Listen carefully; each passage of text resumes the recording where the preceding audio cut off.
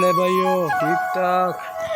अभी जो है ना हम कटोरा लेक से वापस आकर जाज बांडा की पीछे वाले रास्ते से हम जा रहे हैं कुंड बांडा।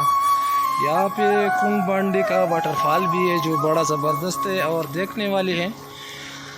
हम तो यहाँ की वाटरफॉल और ये कुंड बांडा देख के बड़े जो है ना लुत्फ़अंदोज़ हुए और आप लोगों से भी जो है ना अपील करते हैं कि यहाँ आए और ये देखें और इसकी खूबसूरती से लुत्फ़अंदोज़ हो।